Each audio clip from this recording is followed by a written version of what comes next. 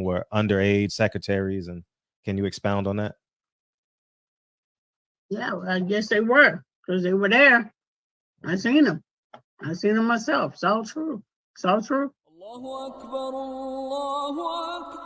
Good evening, messenger.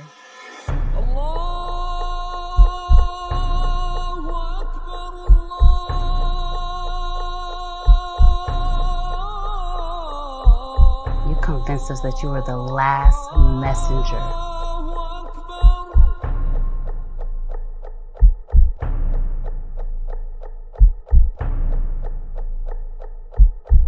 How many other bastard children do you have? You're watching America This Morning, America's #1 early. Time after time after time, we are watching murderers go free. They hide behind their badges, they hide behind their white privilege, and they use the excuse that they fear for their lives to murder our young people in cold blood.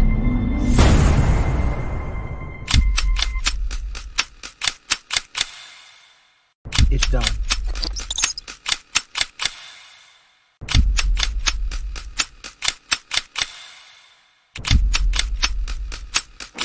Ex, my brother. No. Don't think about it. All you self-righteous assholes do is march and destroy your own communities. Killing me won't change a goddamn thing.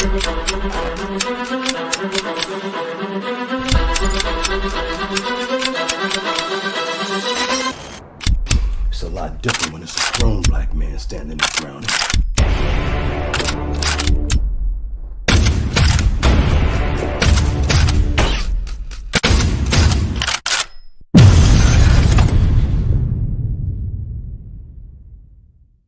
What? I said Malcolm alleged that some of Elijah's women were underage secretaries, and can you expound on that? Yeah, well, I guess they were, because they were there. I seen them. I seen them myself. It's all true. It's all true. Good evening, messenger.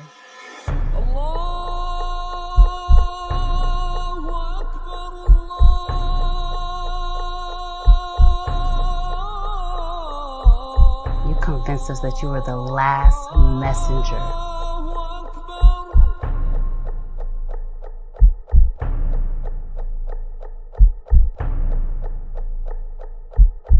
How many other bastard children do you have? You're watching America This Morning, America's #1 early. Time after time after time, we are watching murderers go free. They hide behind their badges, they hide behind their white privilege, and they use the excuse that they fear for their lives to murder our young people in cold blood.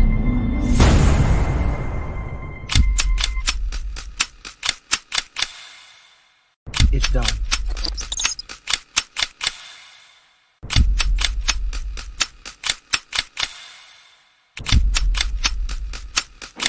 Ex, my brother. No. Don't think about it. All you self-righteous assholes do is march and destroy your own communities. Killing me won't change a goddamn thing.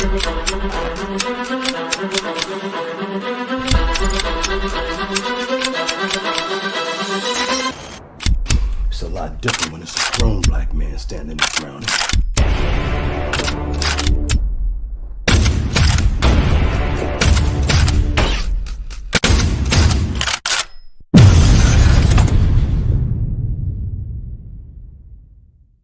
What? I said Malcolm alleged that some of Elijah's women were underage secretaries, and can you expound on that? Yeah, well, I guess they were, because they were there. I seen them. I seen them myself. It's all true. It's all true. Good evening, messenger.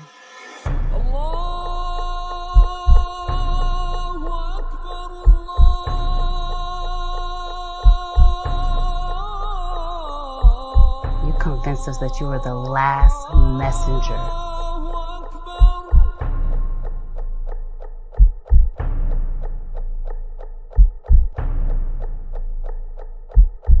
How many other bastard children do you have? You're watching America This Morning, America's #1 early. We are watching murderers go free. They hide behind their badges, they hide behind their white privilege, and they use the excuse that they fear for their lives to murder our young people in cold blood.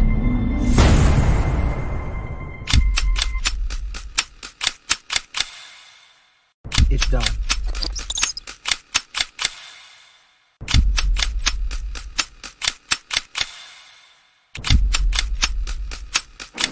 Ex, my brother. No.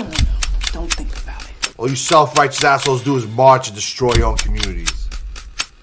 Killing me won't change a goddamn thing.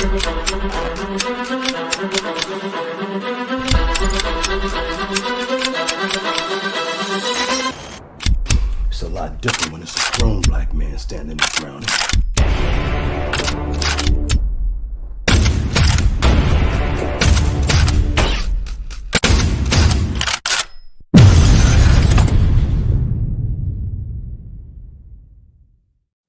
Hey, what's up? Let me fix this camera, man. I appreciate you guys coming through, man. What's up, Kino and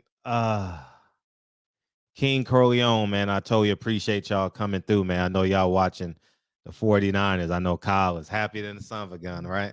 This is a little bit too high, right? All right, man. Let's see how that flows, man. Oh, man.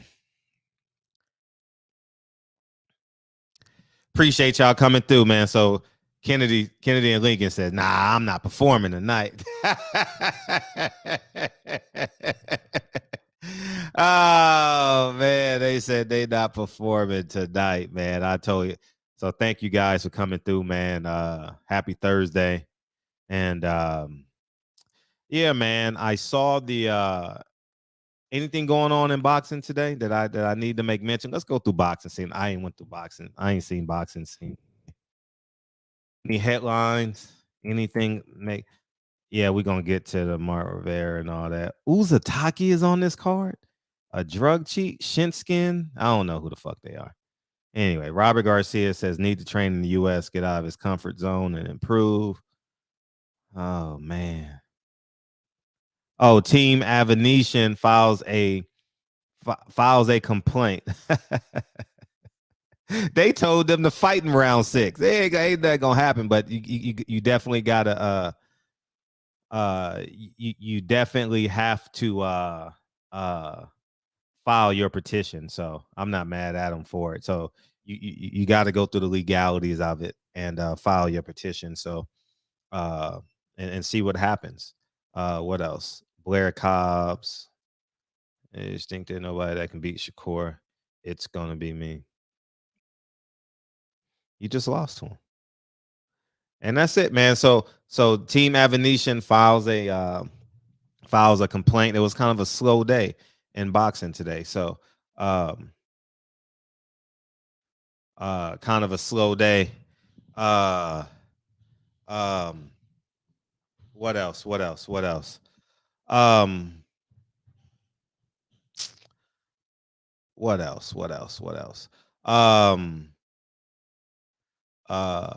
saw some videos today. I wanted to show y'all, man. I wanted y'all to see this shit. Wanted y'all to see this. Let me go to my. I thought this was. I mean, we might as well get the GoFundMe.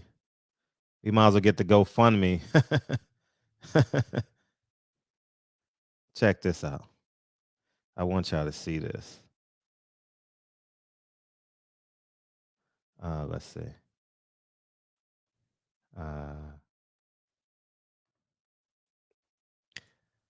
Here we are right here.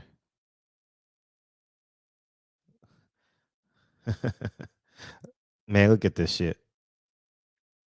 I saw this, man. This is just insane.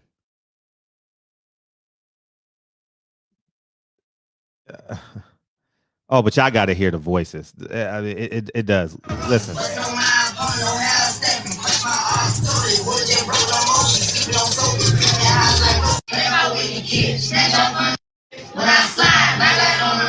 That's his mom. As a man, right? All right. His mom is in the background singing the lyrics to him. There's obviously a young male here. There's a grown man here with an iPhone, and there's another adolescent to this. And mom is recording, singing. Another man walks by. Another man has a cell phone. He's about to record. Another man is right there. They're obviously at like a wedding or a family function or a funeral, or it's not a funeral because they playing this type of music, but it's probably like another young man got on Jordans, pants halfway off his ass. Mom is in the back right there. You see it with the flip-flops. Man walks by. Man is recording. It's probably a wedding. They're in matching shit. They're in matching suits. So it's probably a wedding. This is oh man. So this is this is insane, man. I mean, it's two things to start with.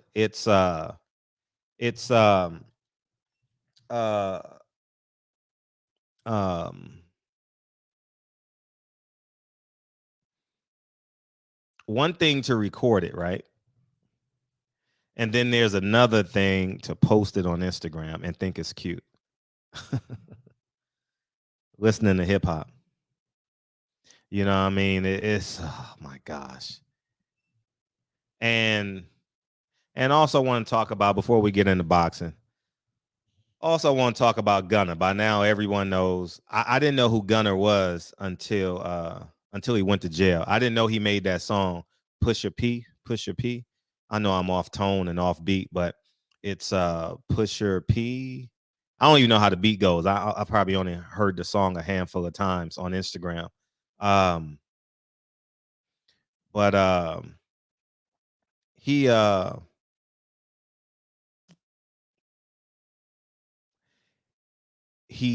how you say it? He snitched, he told.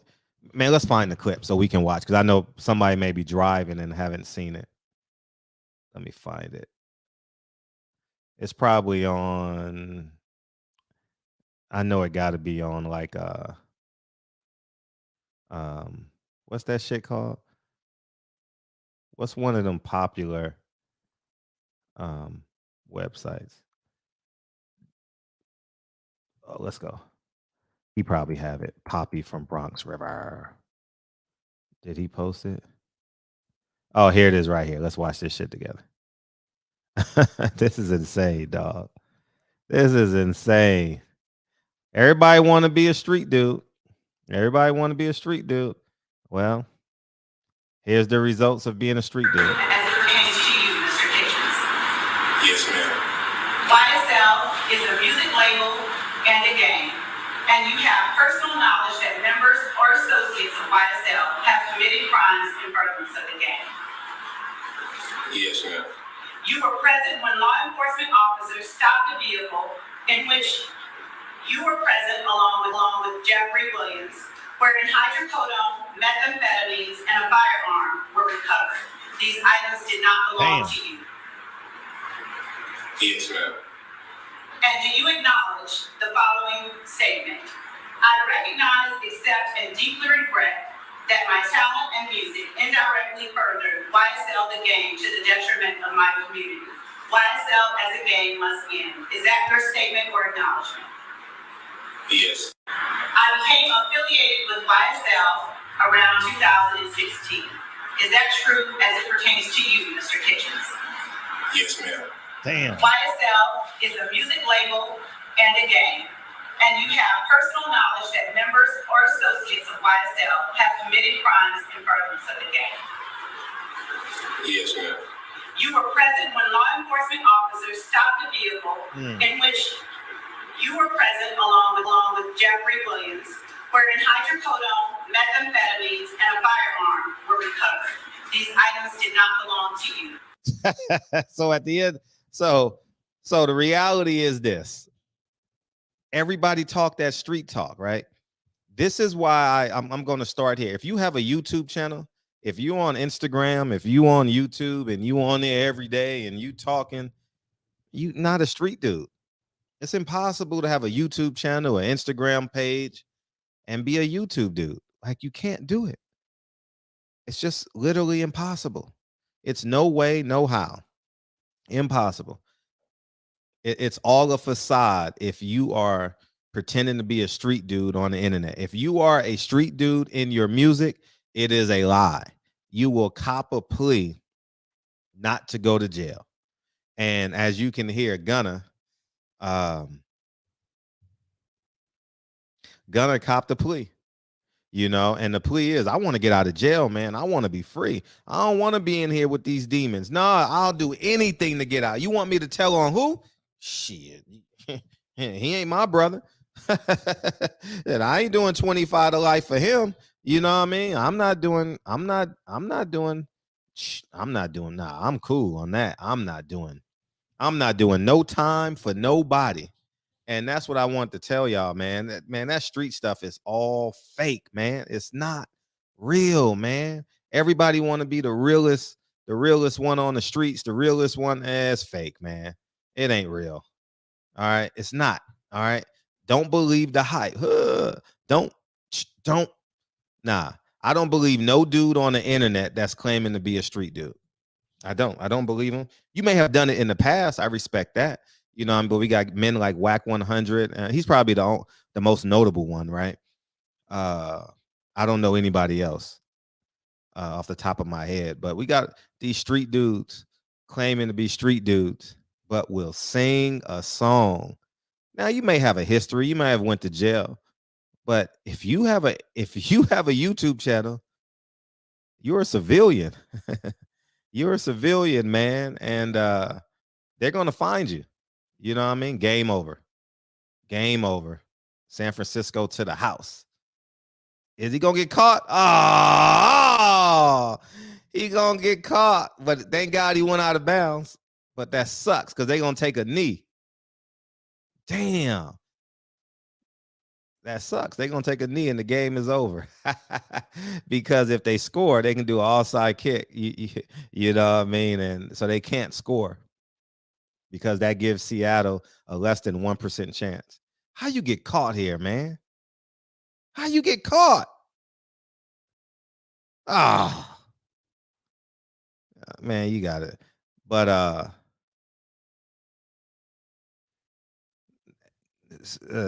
don't think 6ix9ine was canceled. I think 6ix9ine still making money, still doing shows, and still doing everything else, man. He good, man.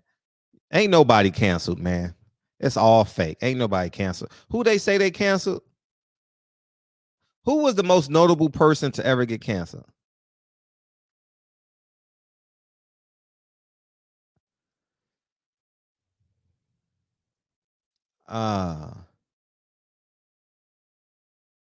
Who's the most notable? Kanye was canceled. That did nothing. Dave Chappelle was canceled. That did nothing. I told y'all this cancel culture is fake. I told y'all that a long time ago. It's not real. Like who can go on the internet and cancel you? Explain that theory. How can you get canceled? It's the internet. Like, you can't go on the internet the next day. Like, what happened? People don't like you? R. Kelly is probably the one or two most notable, but he's not even canceled. He's in jail. Justin Mo Smollett, good one. That's a good one. Him and R. Kelly in Chicago. Now, Will Smith, he'll never get canceled, man. You know what I mean? This society is so soft that we'll forgive anything, you know. Oh man. Young Thug can cop out to get 10 years right now and do another year and he could be home. Damn. So Young Thug didn't get out, but Gunna did? Oh my God. Hilarious, man. That NBA owner? I don't know him. Hey, what's up, Kyle? Well, we got Fernando in the building while Kyle is doing what he's doing. What's up, Fernando? Yeah. What's going on, Fred? Hey, listen, man. Yes. These niggas are telling their mama, dog. You know what I mean? Yeah, facts. This is the thing, dude. If you gonna get involved in that type of activity and that lifestyle, You gotta stand on it, man. You can't tell when shit get hard because you wasn't telling when shit was going good. Mm-hmm. All right. You're right. Hey, what's up, Fernando? You got some boxing news for us? No, so actually what I wanted to say was you see some of that dysfunction that you see, represented in that gangster rap, the subgenre of hip hop, right? Mm-hmm. And I was thinking about the fan culture in boxing and some of this stuff that I see on YouTube with guys saying pull up, threatening to kill each other. And I think about other sports. You talk about college basketball, college football, the NFL, NBA, NHL. I don't see this anywhere else. Mm-hmm. I do see some crazy stuff, like, as far as what they say to each other and stuff. But this whole taking another person's life or trying to ruin somebody else's life or talking about a family and getting really, really personal, I really only see that. And when it comes to sports, I only see that in the boxing circles on social media. Now, you guys could disagree with me on that, but I see it quite often. Mm. Yeah, boxing is just like boxing. So is the media and fans. There is no structure to it. It's the wild, wild west per se in boxing. Anyone can get in. If you got money, you can get into boxing. There's no legal head that oversees. Guys, you got to look at it this way, right? Whatever example you want to use, when it was Death Row versus Bad Boy, right? Right. You had the actual artists and the entourages affiliated with those artists going back and forth. You didn't really have the fans of each artist. Like they debate with each other in the barbershop, but they weren't getting nasty with each other, like, questioning the masculinity, all types of just really, really crazy. Like some of they're making up new terminology. I'm not a particular fanboy of Errol Spence. I'm not a particular fanboy of Terrence Crawford, but the toxicity has taken on a life of its own, and it makes the culture look bad. It makes the culture look really bad. Yeah, you know what I think? I think I stand on it. I think they're jealous of BlueBlood. I think they're mad at BlueBlood. I think it's because I don't think you can hate a fighter that much. I don't think I don't think you could follow a fighter that much. If they're only fighting every 12 months, every 18 months, how do you follow it like it's a franchise team? When you talk about other sports, we say we. So if I'm talking about the Giants and I'm talking to somebody that might be a fan of the Eagles, I'll say we. They'll say we. Mm-hmm. And there's 14 weeks of games and there's different things going on. But a fighter only fights every 12 months, at the championship level, right? A prize fighter. And then this is the craziest thing I've ever seen in my life. And I also noticed, I question the net worth on these guys. Not that it's funny or it's comical, but it's like, yo, dog, you got to move on with your life. Mm-hmm. There's no way you're talking this crazy on the internet and you're talking to a mortgage broker 20 minutes after that, or you're talking to your kids 20. This type of dysfunction means you come from dysfunction. There's no way you have other functional things going on in your life when you're that crazy on the internet. Right. Let's get Birdman, and then we got the next person up. Ed, what's up, Birdman? What's up, fella? Yeah, what's up, Kyle? Hey, what's up? I don't got to where I just come on the show and just listen, man. I get tired of listening. Hearing people fuss back and forth about Crawford. I'm just ready for them to fight. If they don't fight, man, that's fine. I'll move on to something else. I'm waiting for that David Morrell guy to fight again. That's your new I'm still waiting. Yeah, but it's a lot of stuff that you got to have a thick skin, because if a Crawford fan says something, that's all about boxing. You talk trash, but at the end you got to let it go, and y'all can shake hands tomorrow, not just keep it going and going. I'm done with boxing on that. I just listen. Yeah, right. That shit give you gray hairs, Fred. I got them already. We got knockout boxing coming in. Go ahead, knockout boxing. Salute, knockout. Hey, what's up with it? What's up, Kyle? Knockout. What's up with it? Not much, chilling, bro. I just came by. I heard my name got brought up on the show yesterday. I'm trying to see what's good. Yeah, I don't know who you are, but someone sent me a DM with a title, and I think. Did you watch the video? No, I didn't watch the video. So why you try to lump me into some shit that you ain't even watch my video, bro? Because of the title, I believe. What was the title, bro? I can't remember it. Hey Kyle, you know how we do. Look, bro, if you got something, bro, I'm not hard to find. But don't lump me in no shit. I ain't never hate on nobody. I'm in my own lane. I'm doing my own thing, bro. I ain't got no hate for nobody, bro. I'm doing me. You feel what I'm saying?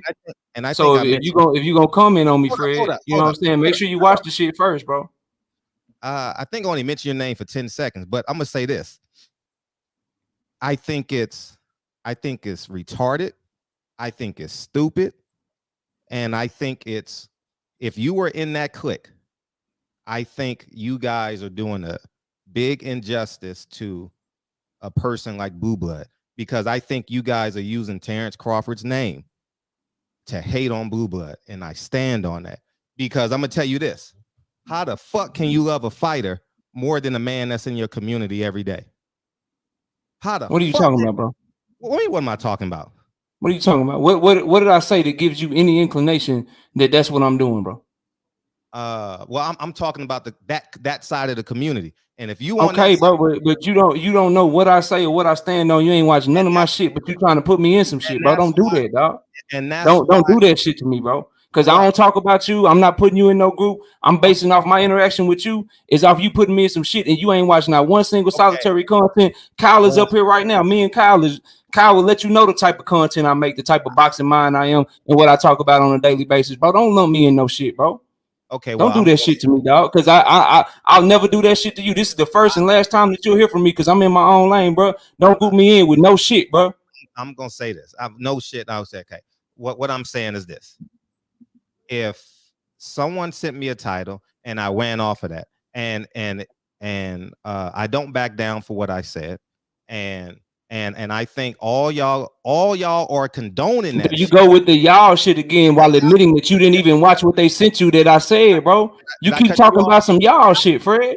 You talking about y'all and shit when you don't even know what the fuck This is my show, and I let you talk, and I'm gonna talk.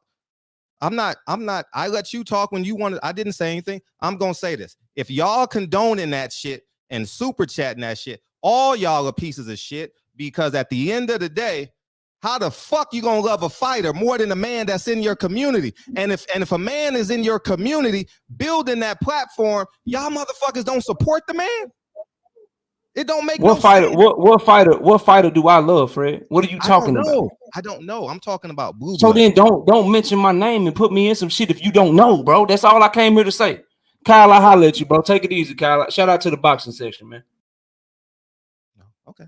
And I'm gonna say this, and I stand on this. If you liking those videos, condoning that shit, I don't give a flying fuck. I don't give a flying fuck about none of you niggas. And I mean that shit, because how the fuck can we support a fighter more than a man that's in your community every day? How the fuck? I don't give a fuck who you are. You could be Jesus Christ or the devil and everybody in between. I stand on that shit. We don't even know these fucking fighters. We don't even know them. We don't even know these fucking fighters. A motherfucker say, hey, you can use my platform, drop your link, you can grow your channel. I'll come on your platform. I'll go on your platform and build your platform. Listen. Fred is his own man. I stand on what I say and what I believe in. Ain't no way in hell I'm gonna choose a fighter over BlueBlood. Because guess what? I'm gonna repeat what I said yesterday. Y'all motherfuckers forgave Devin Haney.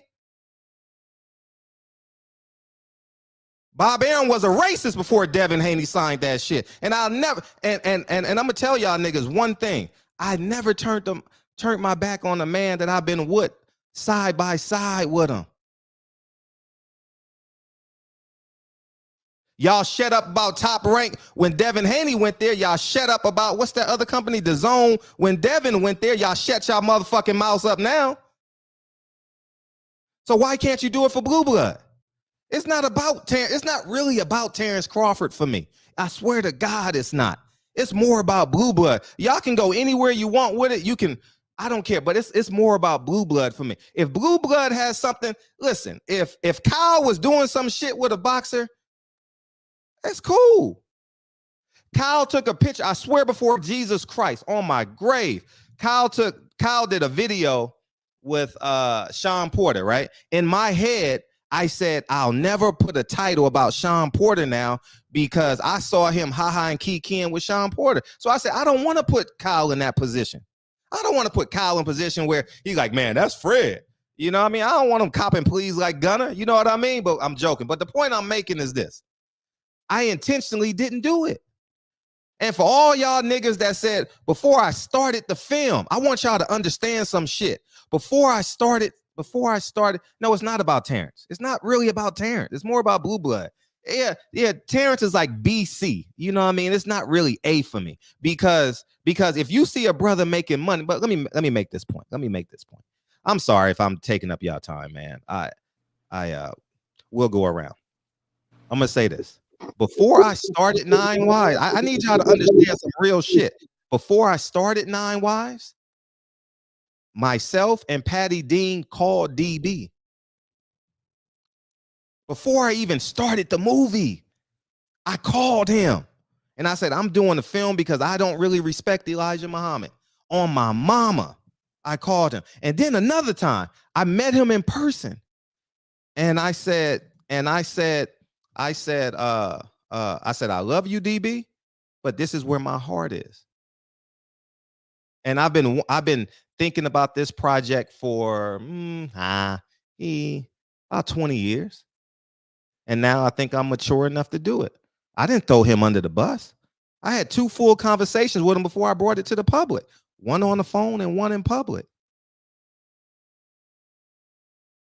The man didn't call me.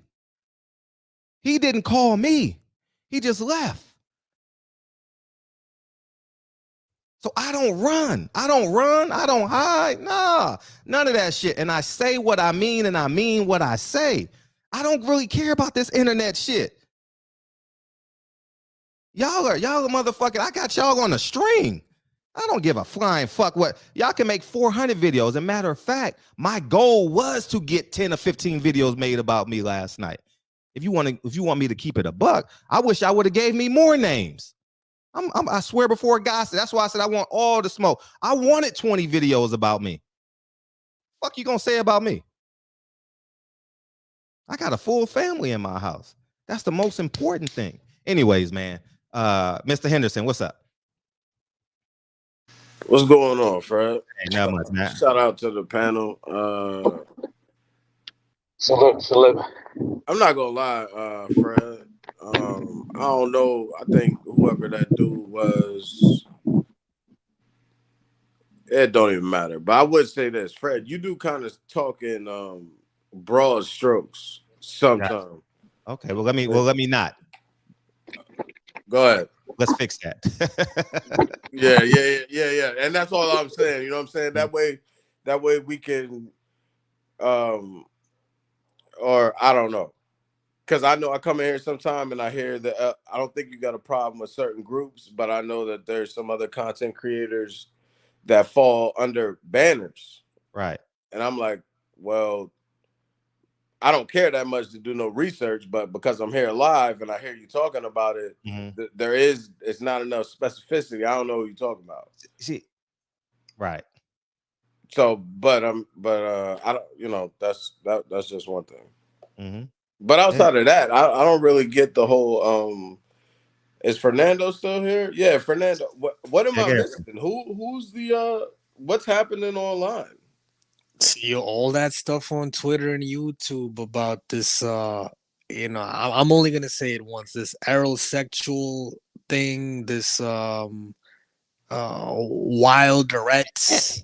And I think that's wrong to label a group of people a feminine name. I think that's wrong too. But that's what I'm saying. This is like some type of prison culture type of thing. This isn't boxing, man. This isn't sport. This isn't boxing. This is some real degenerate stuff that's going on. And I only see it within boxing. So you can't blame somebody, oh, you're a casual. You know what? Casuals got lives. Casuals own properties and things like that. Unless this is what I noticed. People that's actually making the money in boxing don't have that much vitriol with each other as the fans do. So Crawford and Spence actually respect each other. Like some of the antics you see online, that's just the competitive spirit.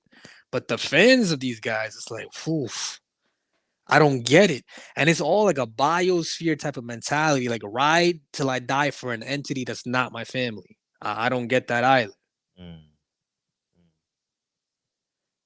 And then now you're starting to see different entities kind of fall apart because like this whole biosphere thing doesn't exist. Like there's no ecosystem that you should be loyal to outside of your family or a close, I don't want to say fraternity or anything like that, but like, people that you do business with regularly. And that's how, you pay your bills and things like that. But other than that, for you to whenever I see like a real obvious form of just crazy, hate, death threats and all that, I'd be wondering what the actual person's living conditions like, and do they actually have people in their lives that love them? I really question it. I'm not even saying that on some type of egotistical level. I'm being honest here. Like, what's wrong with these people? Well, so I think I think if we're talking about content creators, right, you have to be real careful because a content creator sometimes is going to do what they got to do, to stir the pot. So if the Wilderettes and the Earl sexuals, like all that is probably attached to the algorithm, people are upset at being called the Wilderette. What'd you say, Fred? I was telling L, I got him in a second when you're done. Okay. Yeah. So content creators will do some shit to stir the pot. You know what I'm saying? Like I don't be taking none of that shit serious. But I don't get the divide between Wilder and Bud and Earl. Like, how are the fans on separate? Like, so what? I want Earl to beat up Bud. So what though? Okay, Fred, let me ask you a question. Yeah, please. How many of these people online like that talk this business, like what another person should do, how many of them actually conduct business in some capacity in their own lives? I'm not talking about paying a utility bill or a cable bill. Let's talk about getting a mortgage. Let's talk about different things. Let's talk about an actual investment portfolio, because there seems to be a lot of business advisors and managers that say all kinds of crazy things on the internet. So what's the credentials of these people that's talking crazy online? I don't know the percentage, but I would say it's a huge minority. You know what I mean? I feel like y'all are having like I would say over 90% haven't. So even if Terrence Crawford only made $2 million for the fight, like, is it bad that he's active and he made $2 million off of a tune-up? Is it that bad that he made only 2? Like, I'm guessing he made 10. That's a report. There's different reports. But bro, even let's applying the update. Pick the median. It don't matter. Pick the median. You get what I'm saying? Pick the median. But what? Even if it's only $2 million, what's so bad about that? I don't get it. Like, it was a tune-up. He got him out of there early. Everybody's happy. Zab Judah got a check. Antonio Tarver got a check. A lot of people got paid. You don't see people going online saying they didn't get paid. So what's so bad about everything? I don't get it. What's so bad? Yeah, and I'm gonna make this comment. Then I'm bringing L. The same way we accepted. Earl said, "I'm gonna clean up my side of the street and then fight you." It's no different. In my mind, it's no different between Earl saying, "I'm gonna take this route because it's easier," and Crawford says, and I'm not even saying that he didn't negotiate with that. I know the truth, and y'all choose to believe it. If you're not, I've told you in so many videos. But if Terrence Crawford fights this man for, let's say, take everybody at their word, $10 million, choose the median, say $5 million. it's more than it's more than the guarantee that he would have got from Al Hain. But let's bring in Al. He's been waiting a minute. Go ahead, Al.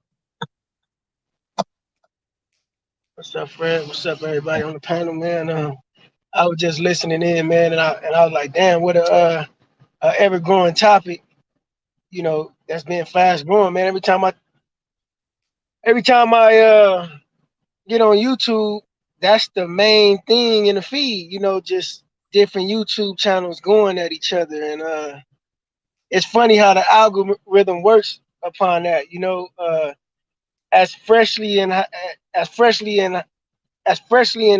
new as this topic is, it's pretty hot because that's all that's on the internet right now. Not to have been on the internet that long, but that just shows you that beef and drama, especially within Black folks, is something of prime interest for these for this big media network, YouTube and everything else that's conjoined as partnerships with getting Black hate out there. But I've always thought it was kind of strange that YouTube channels was beefing anyways. You know, when you gave me the introductory to the YouTube world, I was pretty impressed and I was in awe at, oh man, brothers can make content about this and that and get paid for it. And I seen it firsthand because I seen how you moved, and I was with you firsthand, and I was able to personally experience the effect and the magnitude of it. And I said, man, this is good for anybody that's able to create their own lane.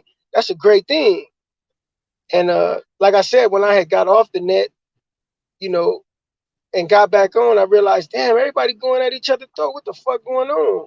But you know, it's sad that we got to go at each other like this, and how everybody has, like, it's so easy to control a group of people, and that group of people being us, man. You know, just throw some shit in the mix and it's gonna get ugly, and it's every time, man. And a lot of this shit is like elementary shit, man. It's like kids arguing, man. Hold on. So I wanted to say this, and I didn't realize it until I saw this one encounter. So somebody hopped on Fred's show a while back, and they wanted to hop off because they said they're afraid of public speaking. So then he's like, "Oh no, this is your opportunity to kind of overcome that fear or whatever." And then right then and there is when I realized that somewhere along the lines, Fred changed the format of the show. He kind of I think he was an educator before, a high school teacher or a middle school teacher, I forget. Oh. But now this is like a classroom, and all that yelling and shit, it doesn't bother him. He's not gonna raise his voice. He'll let you speak, and he doesn't care, as long as you don't get too crazy with it. And he's treating it like a high school classroom right now. That's how he's treating this. I could be wrong. He could disagree with me, but yeah, that's true, and it's okay to have, you know, your opinion and be on your side of the fence with your opinion and where you stand, and like Fred say, standing on your square, and that's cool, man. But the blatant disrespect, like that's something that it should never even take place. And sometimes what I've noticed about today's society is respect is lost, and then the ability to have a level of understanding about conflict resolution because of your ego, your pride. That's what has been getting in the way. You get what I'm saying? Like, I can stand firmly on my word, and I can dispel anything a person is trying to push, but I can do it respectfully, but I can do it firm enough to let you know that I'm not moving and you ain't moving me off the square. Yeah, you get what I'm saying? But one thing you got to take into account is a lot of these people that's extra disrespectful, they don't have anything to lose. So people that actually, they have things that they built up, they don't want to get too dirty and unnecessary things. But it's the people that have nothing to lose. They get the. And that's the thing, though. You don't want to incite a response from a person that's ignorant and a person that don't have nothing to lose. Because as much as you think this is the internet, this is real life. Because shit, how many times we know that people getting killed for posting something on the internet, or, you know, exposing something on the internet, and beef start, and then it get real. You get what I'm saying? So it ain't just the internet. This is real life. Is a nigga being able to touch you. You know? I don't know if you watch Coach Malachi's channel, but somebody hopped on his channel, and they said basically, yo, if you show up to Omaha, And Nebraska, Cloninger. that something's gonna happen to him. They got on his channel to tell him that, so it's not like he went looking for them. They got on his channel and told him that. Yeah, but as a content creator though, right? Because you gave Fred, you know, this is his classroom. But the other side of Fred is he's a content creator. He press record. We come here and the conversation is what it is, and it's good for the content. So it's the internet, bro. This shit is days of our lives, bro. It's TV. It's programmed shit. That's what it is. Nothing on here is real. Well, I wouldn't say nothing on here is real. It's like I consider all this shit real because it's accessible, and it's you know, it's very much reality. Like again, I'm gonna say it again. How many stories do we hear of motherfuckers beefing over the internet and niggas getting killed? It happens all the time. I don't know, you know, I don't know where you from, or you know, if you really up on certain things. This shit is real. But like, L. He talking about content creators though. I'm talking about like it's a dude right now. It's a dude right now. I never heard Fred mention this brother name or nothing. Something came through my algorithm. It looked like barbershop conversations, but it was something else. I clicked that shit. I looked at it. Then I went through this individual is surviving off Frederick Hall, off Fred. He's a leech off Fred. Fred don't acknowledge him or nothing. He don't say nothing about him. That's how I don't know nothing about him. But people, the content creators, will do whatever they need to attach themselves to other platforms by any means. That too, but then it's also, as a content creator, you gotta also be tactful, and you gotta also be considerate and keep in mind that, you know, certain titles and certain things can be offensive, and it could just send the wrong message. Like, we can't just assume that everybody thinking that this shit is just internet, because again, like Fernando mentioned, some niggas don't got nothing to live for, and you don't want to incite, you know, the wrong type of mindset or get a wrong impression or idea to a motherfucker that ain't got nothing to lose, because it ain't just the internet to him. It's real life. And that's why we see the intensity level of the beef that's transpiring over the internet. You see that shit going up and up. And eventually, when the niggas see you, it's gonna be like, nah, nigga, it ain't no talking going on. Like, this is I don't know. To me, it's real life. I don't know. I look at it for what it is, man. I look at it for the reality of it. Like, this shit ain't just the internet. The internet is real life. I don't know how you see it and how everybody else might see it, but the shit is as real as a motherfucker being able to touch you live and indirect. All right, we got someone else. Ain't that real if George Zimmerman's still alive? Ain't that real? Go ahead, brother. I'm sorry I can't pronounce your last name. Salah. Salahuddin. I appreciate you. What's going on, y'all? What up? What up? I made two observations. You know, I'm a truck driver. You know, I got a lot of time on my hand when I'm driving. I listen to a lot of shows, and you know, when I was more local, back in the early 2000s, I was able to enjoy, you know, watching you know, pay-per-view at home and stuff like that, whatever, you know, and the Floyd Mayweather and you know, everybody from that era and stuff like that, and I did notice that there was a need for better coverage of boxers in general, and definitely you know, black boxers. And what I feel is that we're all using the internet, you know, trying to bring everything together real quick because I don't want to take too much time. What I feel is that everybody's using the internet wrong. You know what I mean? The YTBC main mantra is that boxing lives on YouTube. I guess it lives on Twitter and stuff like that, and Instagram and stuff like that. You know what I mean? Yeah. Right. And I understand why, because, you know, boxing. I think Terrence Crawford recently said, you know, boxing is like the third or fourth major sport. You know what I mean? So ESPN, Fox News, they cover boxing. It's like in the last half hour of a show. You know what I'm saying? If they got a half hour show, it's probably the last 2 minutes of the show.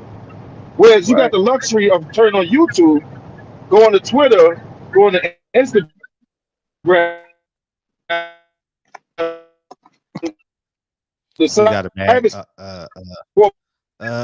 you got to drive another 10 miles and beam back in. Drive another 10 miles and beam back in. We got Anthony coming in. And then I want to say this too. To summarize my sentiments, and this is why I believe it's more about BlueBlood than anybody else. Earl Spence, I purposely watched the internet, right? I mean, I purposely watched the press conference today. Earl Spence hugging, and then Terrence Crawford, publicist, was there. Man, ain't no beef. Ain't no beef. Like, they hugging and talking, having 10, 15-minute conversations. And obviously, you know the conversation. How's everything? Everybody going good? Yada, yada, yada, this, that. And they obviously mentioned when they're going to fight. They don't know. And so, I mean, like I said before, Earl Spence is his father's son. And I haven't spent zero time around his father, but his father is a very poised, calm, collective man. And Earl Spence gives off that same energy. And I've seen Earl Spence on 2 occasions say, man, cut that BS out, man. That's wrong. I've seen it with my own eyes. So I think that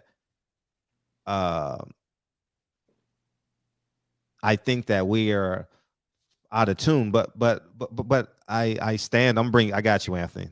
Actually, let me bring in man, he said his last name too. Ramen. I'm gonna bring Mr. Ramen in, and then I'll bring you in, Anthony. But I think that's why I say it's about BlueBlood, because Earl Spence is not even giving off this energy. Earl Spence chilling on his ranch. He ain't, man, he rich, he happy. He posts his kids every day. You know what I mean? He's happy. He feeding his cows. Go ahead, finish. Go ahead, brother. Yeah, I'm driving through a bad part of North Carolina, I guess. So basically what I'm saying is that if we're covering boxing and boxing is living on YouTube, then unless any of these boxers are committing some type of egregious crime against humanity or against anybody, like, nobody should be having negative content about these boxers, especially the LDBC. You know what I mean? There are more channels that love Errol Spence and hate Terrence Crawford than there are Terrence Crawford supporters on YouTube. You know what I mean? The Terrence Crawford channel's probably got like maybe 2,000 to 10,000 subscribers, and the Errol Spence channels, they got close to 100,000 or more. But that's basically my point. Like, we're using this cybersphere wrong. You know what I mean? All these fights, I ain't gonna say give them all positive coverage, but just cover them like the news will cover them. You know what I'm saying? Like unbiased opinions and stuff like that. You know, and use it to unite the fans rather than to divide the fans. All right, we got Anthony coming in. Go ahead, Anthony. Hey, what's going on?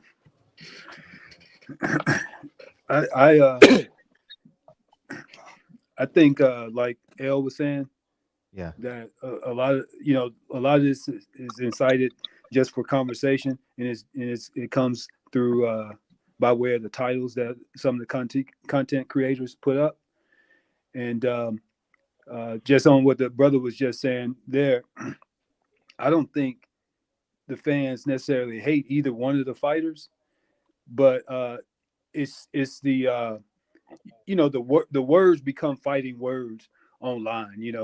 I experienced it over there, when I tuned in on another guy's show, and he just got to cussing me out. It wasn't no big deal for me, because I know I'm just on the internet.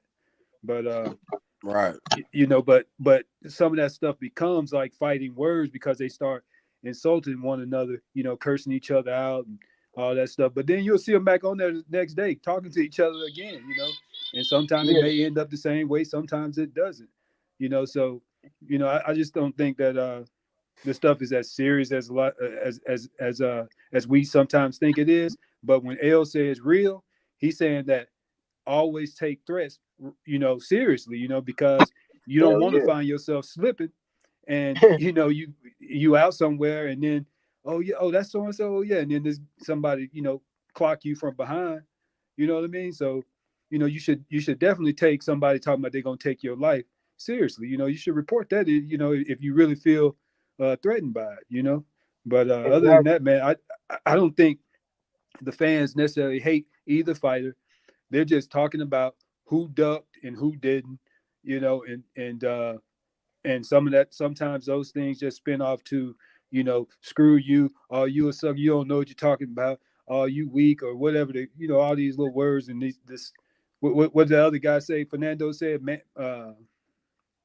Earl, they call Earl Spence fans something, they do the same thing. Yeah, they do the same thing about Devin Haney. Like that guy, he got Devin Haney and Shakur. He was getting Bill Haney to come in because every day his title was the same: Devin Haney versus Shakur. Every day he had the same title because that's the fight that he was promoting. I mean, some of those guys are promoting the fights they want to see. Yeah, right, and that's what I'm saying. Like, ain't nothing wrong with that. Right, and this whole thing is like WWE, and that's why I say like if somebody like Deacon, for example, when he threatened me, we both live in Florida. Like, okay, but I'm never not on my square, so I'm not worried about no nigga bumping his gums on the internet. You know what I'm saying? And that's all I'm saying. The internet, it ain't real, bro. You can't touch it. You know what I'm saying?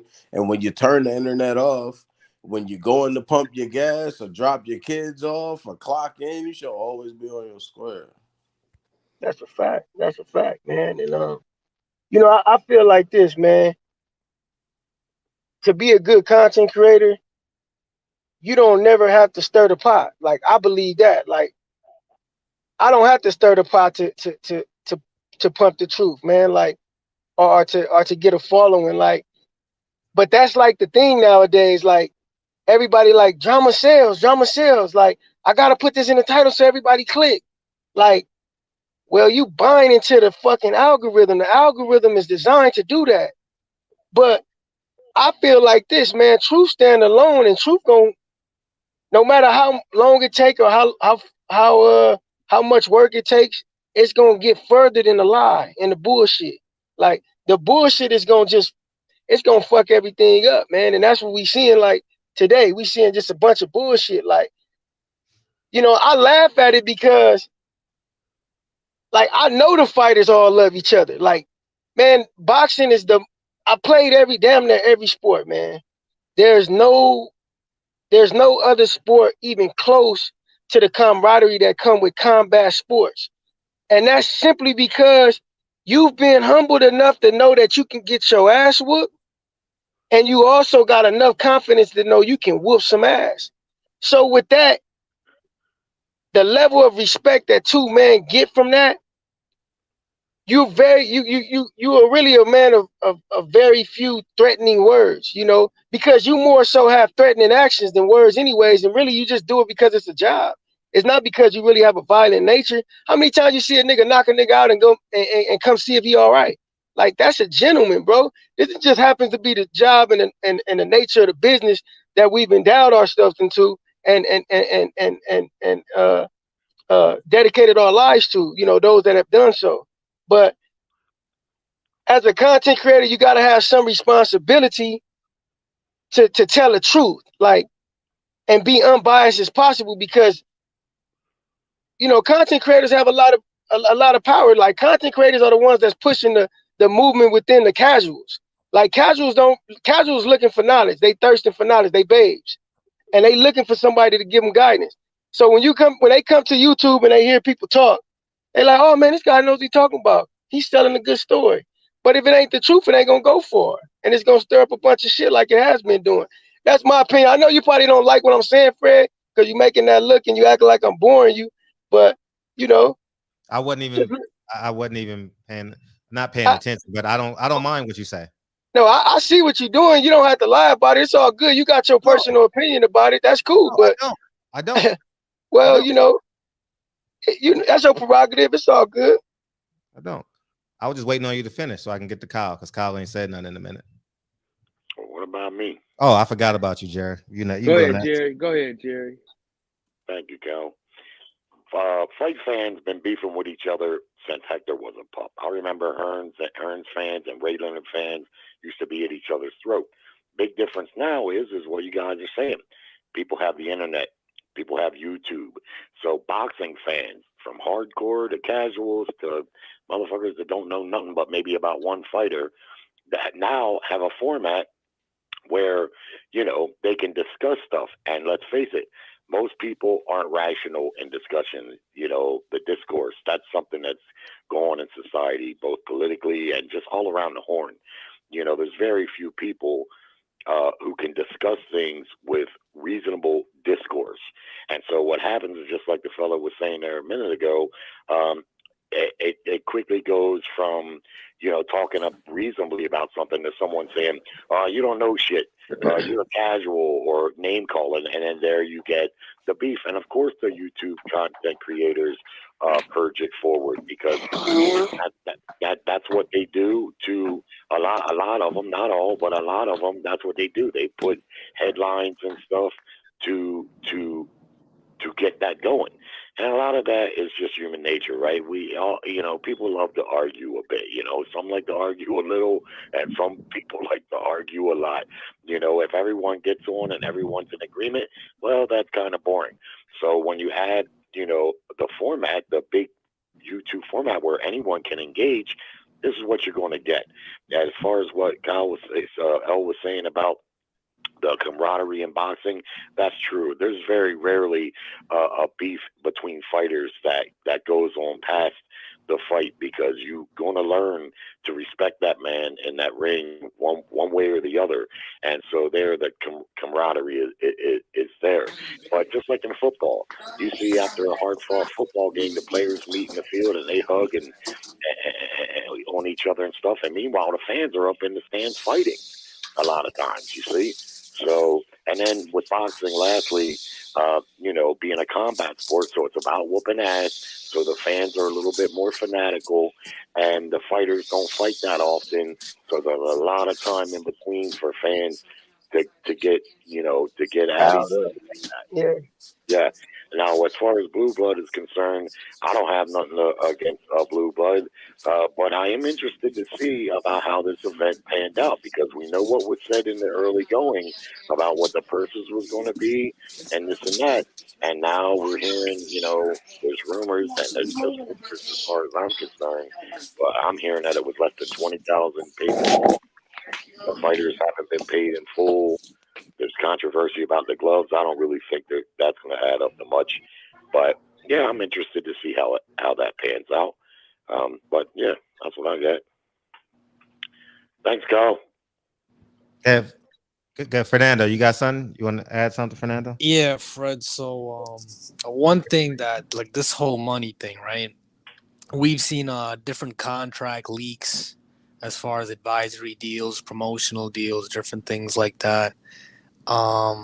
Me personally, I don't really care too much about the financial stuff in boxing, but because the fans make that the most, that's the major polarizing point. The money. Okay, cool. Can I get a Microsoft Excel? I mean, a financial model on Microsoft Excel, so I could see the multiples, the different revenue streams, and basically how there's got to be a general template to a big prize fight being made, right? I'm pretty sure they all, like, you know, somebody that works from Golden Boy might end up working at PBC, like these analysts, these financial analysts, or they might be called business analysts in this particular instance. So why isn't that leaked as of yet? And also, I believe every fighter should have a business analyst on their team that's not part of the like, it's exclusive to you. So you have somebody doing the projections on your side, not as part of the organization or whatever. But can we see that type of stuff? Can we see an Excel sheet with different formulas and you know, all that good stuff? Like, I'm pretty sure it's dense material, but I just want to take a look at it because you know, I've experienced dealing with that type of stuff, and I'm just curious. Anthony, you want to go in, then we'll bring Mex in. You want to respond? Yeah, we'll that stuff, man.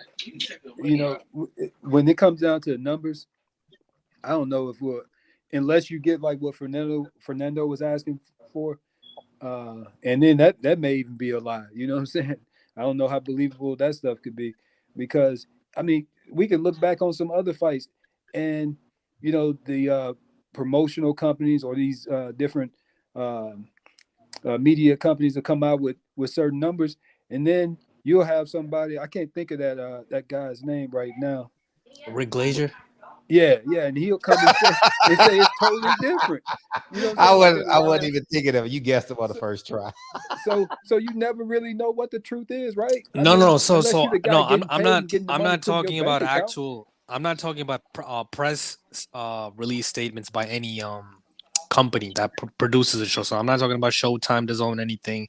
The bare bones of all financial deals, whether it's real estate, whether it's mergers and acquisitions of different companies, they use financial models. So I just want to see a template, not a template that's exclusive to Golden Boy, not a template that's exclusive to Top Rank. Everybody in this industry, this is the thing that nobody understands about the boxing industry and how small it is. They all make money together, right? So Swanson Communications works just as hard as she does for Canelo as she does for Al Heyman, and they're different entities, right? The people that put together the ring, I don't know if they're union employees, but the people that set up the ring, the commission gets paid, whether it's a Golden Boy show or a Top Rank show or it's a PBC show. So there's a lot of people that get money regardless of the actual entity at work. So all this, I could only do business with this one entity thing, that's a farce.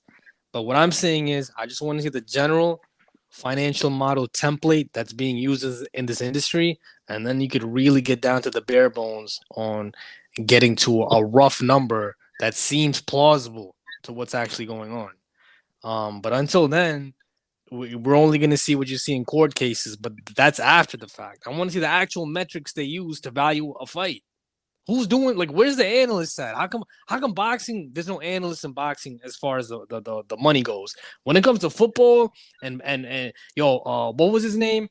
He passed out on the plane, and they said, because he passed out on this plane, it might affect his contract because he's a free agent right now. Beckham?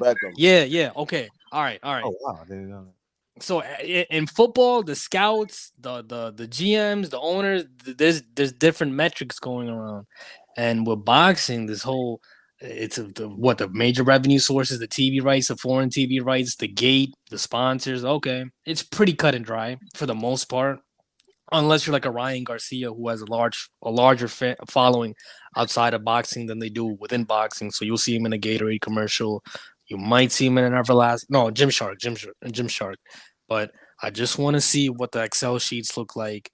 And then we could all, Fred probably knows. Fred's got properties, so when he might be talking to lenders and different things like that, and he's got to send them those sheets. They want to see his projections. They want to see his 5-year. They want to see his 10-year. Actually, with real estate, sometimes they might ask for a 20-year, right, Fred? Well, you got to dictate it to the underwriter, but yeah. Okay, so basically, yeah. So, but that's how big business is done in a nutshell. Once you pass that seven figure mark, and a lot of these companies have multiple financial analysts, multiple. We got Max coming in, and then we'll go Rom, and then back to L. Yeah. Max. My bad. I know I was on mute. Yeah, oh, you back, Kyle? What's up with everybody, man? How's everybody doing? What up, Max? What's up with it, man? I heard y'all talk about this internet shit and all the hating going on and shit. I specifically bought that pay-per-view for BlueBlood, specifically as a person, as a human being, because I met him in Vegas and he was good to me. And for Bud doing this thing independently. So I was kind of on the opposite side of that. So I guess it kind of works both ways when you think about it. There's people specifically hating, and there's people specifically buying it that maybe wouldn't have bought it, for certain fighters or for certain people. But when it comes to this internet shit, I agree with L and Delonte both. Like, it could be some fake shit, but it could be some real life shit. Because, I mean, we've all met up in fights, you know what I'm saying? And I'm about to link with my boy tomorrow, with my boy L tomorrow, you feel me? So, yes, sir. But at the same time, when you go to sleep at night, you can't give this too much energy when you lay down because somebody called you stupid or some shit, So I don't know. I think it's kind of a happy medium. I think the internet is just a like a reflection of actual of real life, man. Just time like the power of 10 and shit, because you get way more people on here at once. Mm-hmm. But I don't think anybody saw it being what it is today though. Back when Al Gore was talking about he invented this shit and shit. You know what I mean? So Right. look at the shit we doing now, man. You got motherfuckers. Al Gore also said Florida would be detached from the United States by now. Yeah, he did. We dodged a bullet with that one. Right. Hey, Kyle, you want to go before Ramen since you gave your position away? Yeah. Nah, man. I'm just a Switzerland type of guy, man. I don't really get all into everybody's business, man. You know what I'm saying? At the end of the day, I really wish that it was 2020. Back in them days, man, that was the greatest time in the YouTube period. It wasn't a better time than that. Now, for me, man, like that pay-per-view, you had to buy it because it was BlueBlood. That's my whole thing. Like, BlueBlood is always looking out for folks, man. You know what I mean? You always making sure you good and shit like that. So when it comes to a guy like that, fuck that fight. Fuck the Errol Spence Terrence Crawford fight. You know what I mean? I'm more excited and happy that we got somebody like one of us to get in there and try to make some shit happen. Exactly. And listen, man, he put people on. He put people on. No question about it. You know what I'm saying? You looking at one. You know what I mean? So I ain't got nothing bad to say about no BLKPrime. You know what I mean? But I'm just saying, as brothers, we shouldn't argue on the internet. That's me. That's how I get down. If I broke bread with you, I'm not arguing with you on the internet. I ain't going back and forth with you on the internet. You know what I'm saying? It's just that is what it is. And I think Fred gets a bad rap because Fred is so real and he got so much conviction on what he believes in and what he stands on. But I tell you one thing. Whenever I need something, it's a short bald head nigga in LA I can count on. You know what I'm saying? That's for damn sure. So, I always rob with Fred no matter what the situation is. You know what I'm saying? That's my guy. But the internet is the internet, man. You know what I'm saying? The internet has afforded us great relationships. You know what I'm saying? This YouTube has done that. But if we keep the main thing, and the main thing is to get along and push boxing content. That's the main thing. You know what I'm saying? I agree. You got Ramen. Go ahead, Ramen. Oh, that's so nice, Kyle. I wanted to go back to the as far as what Kyle was saying and Elle was saying as far as the internet. It's a tool. The internet is a tool. It's like man. And you ain't got none. Go ahead, Al. Go ahead, Al. Oh yeah, man. Kick him out, then he'll drive and then he'll catch up. Yeah, shout out to BlueBlood, man. I much agree with what Kyle said, man. BlueBlood is like I always say, Fred. From when you introduced me to this YouTube shit, my top guys was always you, BlueBlood, and Champside. I like some shit from everybody because I've heard everybody say some good shit, man. It's just, the shit that I don't like is I just don't like the unnecessary beefing and the disrespect that go on. I don't like that shit, man, especially when it's among us, man, as blacks, man. And it's unnecessary, man. And sometimes like we got our opinion, like, and if you got something bad to say about somebody, nigga, just call them out directly, like, hey, or just holler at them personally, like, look, man, I don't like this, and let's get this together, man. I prefer that way of handling things than just letting the message be deciphered at somebody's own accord, and through their own perception and through their own lenses and understanding. Because it might get received the wrong way, and then they might spew it back out to public the wrong way. And now, you know, I've just seen shit like that turn into bloodshed. So I tread lightly on them type of things, and I like to use, you know, foresight and try to prevent those things. I think the best thing is prevention, preventive maintenance. You know, if you can prevent the worst from happening, then do so. Other than that, man, this has been a great like the brother Rockman said, this has been a great tool for us.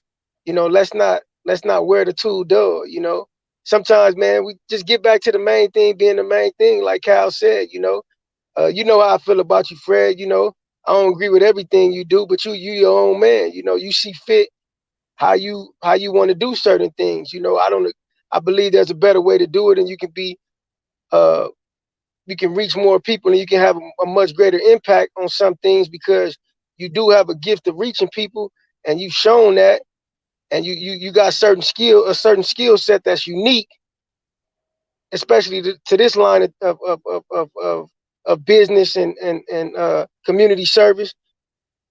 But you know, you also got a right to do things how you want to do it. Now, the consequences that come from that, you know, you got to bear those consequences when you reap those kind of things and sowed those kind of seeds. But for the most part, you're a great brother, and you're doing a great service, man. You know, there's always room for improvement and refinement, man. I want to say something about the money part in boxing, because I hear people say sometimes, well, you ain't getting none of the money. What do you care about the money? Well, I'll tell you why fans like myself care about the money, because professional sports, it's all about the money. The big fights, and whether they come off or not, it's about the money. It's about the money that the fighters want. It's about the money that the promoters feel the fight is worth. And right on down the line. That's why I pay attention to the money, because that helps me know which fights I can look forward to maybe coming off. And the spreadsheets and the business plans and stuff for the boxing, business side of boxing, they're out there. The promoters know what they are, but that's exactly what Bud Crawford wanted to see from the PBC. But they rarely, I mean, they're not going to open those books. You know, I've been watching boxing 40 years, and I've never seen them disclose those things, and nor have I seen the NFL do it. We see what the players' contracts are worth, and you can find out what the team is worth as a whole, but they don't tell you everything behind the scenes. And what complicates fights getting made more now than ever is the exclusive network deals. That's what gets in the way. The promoters, sure, they want to make in-house fights. We all know that. That's what they prefer to do, but they will make cross-promotion fights, but it's the exclusive network deals that get away. And lastly, but here in Baltimore, we got a quarterback that wants $250 million guaranteed, and none of the fans are getting any of that money, but that's what the fans are talking about. Half of the fans feel like he should get the money, and the other half of the fans, like myself, feel like it's going to strap the team. And like I say, people say, well, what do you care about the money? Well, that's why I care about the money, because no, I'm not getting none of the money, but I believe if they pay him all that money, it's going to hurt the team. They won't be able to get better players. So if anyone was wondering why some boxing fans talk about the money, well, that's why it kind of get forced to talk about it. Yeah, and just to add, if we can make concessions for a fighter, why you can't make it to a person that's literally in your circle? Like I don't understand that concept. I don't get it, and I think it's visceral hate. Because either these dudes want to be groupies, because they're superseding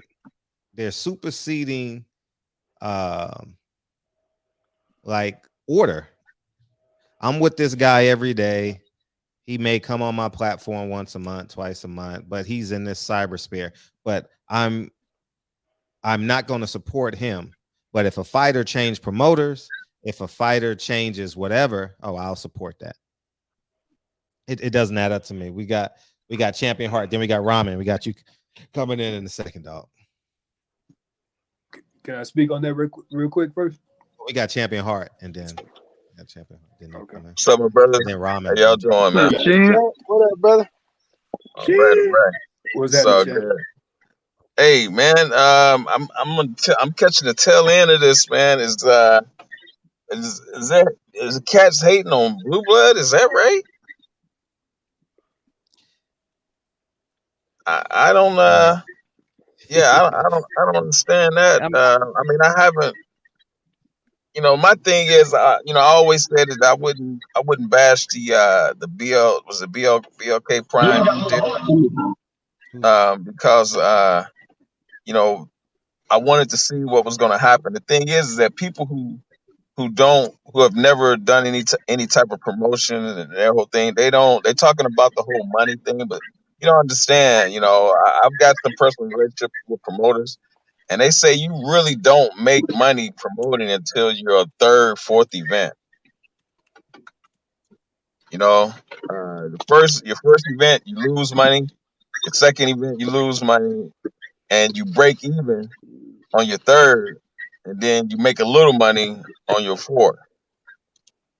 But my thing is, this may be the new platform for boxing that cats are dogging. I don't understand it. And the same blind. I'm not even gonna say we should not have the same blind faith that we did with Al Heyman. We definitely should cross our T's and dot our I's. You can go next, Anthony. And however, I forgot my thought, man. It'll come back to me. Go ahead, Anthony. Yeah, I was just gonna say, like, personally, I don't think anybody, maybe some of the people in the chats or something like that, maybe have hated on BlueBlood. I don't know, but I hadn't seen necessarily any content creators. No, they were hating on them hard. They were trying to blame the fight originally falling apart because of BlueBlood. Hold on, Max. Let me just finish first, okay? Well, I'm filling you in. You say you ain't hear about it. Okay, let me finish, because I'm telling you what from my perspective, because it's all opinions anyway. All right. Well, it's not an opinion; it's a fact. See, okay, so I hadn't necessarily heard any of them hate on BlueBlood. They are hating on Terrence Crawford, okay, because they feel as though he ducked a fight, okay, and they're constantly calling him a duck. And you got the supporters of Terrence Crawford coming in and defending Terrence Crawford. You also have them talking about Black or BLKPrime, and somewhat talking about it's not going to work and he's probably not going to get this money. All these different things they're saying. And you got BlueBlood coming to defend the partners that he's with. You understand what I'm saying? Just like Fred has certain opinions about the business of boxing, and I don't necessarily agree with all of his opinions. You understand what I'm saying? So now what I will say is that that's Fred's opinion, that these guys are hating on BlueBlood just because they don't like the fact that Terrence Crawford, what they considered, ducked the fight with Earl Spence and went over there and took a fight with Abinasian. And they're just taking everything that Terrence Crawford put out there, what Earl Spence put out there, as talking points. And Fred is coming in and saying, in my opinion, they're hating on BlueBlood, and they're just using Terrence Crawford to really hate on BlueBlood because they're jealous of him. And that's just his opinion. So when Fred brings in and says all these guys are pieces of shit, and then a guy comes in and he wants to confront Fred about what he said, that's a healthy situation, because Fred generalized the situation threw this guy's name in it, and this guy come over here, hey, why you gonna throw my name in this? And you hadn't listened to this, you hadn't done that. He tried to have a healthy discord with Fred. Fred couldn't defend himself because Fred hadn't even listened to it. He's just going on what somebody else said. And that's what they're doing in a lot of these situations. And everybody's just voicing their opinions.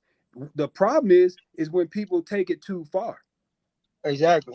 And in this case, Fred, I will say that based on what you did to that brother right there, you took it too far. You generalized that and basically you threw his name or his channel in. You called his channel out specifically, and you said all of them are pieces of shit, and you don't even know what happened or what was going on or what the man said. So I would say that you were wrong. You know what I'm saying? And that you could be lumped up in that same group of people that's causing confusion. All right, we got Fernando. You want to go?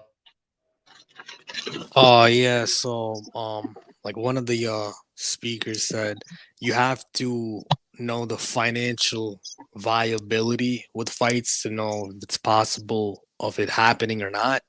It has to make financial sense. That's why you'll never get a fight like Mayweather versus Lara. It just doesn't make sense. It wouldn't look good in the ring. Whatever.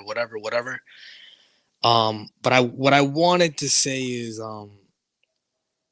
you know, this like, you know, you guys could disagree with me here. I don't know if it's possible to have a healthy family life, also be like a responsible adult that's like mentally healthy and be a super hardcore boxing fan in this current climate that we're in. I just don't know how the two could coexist. I'd like to consider myself a casual these days. And all these people that's fighting, they need to realize the public relations companies amongst these promotional companies and boxers, there are really only a few, and they're going to get paid. The legal counsel, the legal firms, they're going to get paid. The accounting firms are going to get paid. The trainers, the gyms. You know, the illest thing about boxing is this: a lot of these fighters, they like to train at the UFC facility in Vegas. So let that sink in before we want to target certain entities for doing business with other entities. It's the craziest thing ever. And guys, I got to go to sleep, man. That's why I'm not speaking that coherently. I got to wake up tomorrow morning. But it's always a pleasure to be on the show. Thank you. All right, we're going to try ramen one more time. Sweet dreams. Better. Go ahead, ramen. All right, because I think I'm passing through a more populated area with more towers and whatnot. Okay. I'm gonna go to what the caller before him was talking about when he said you were wrong.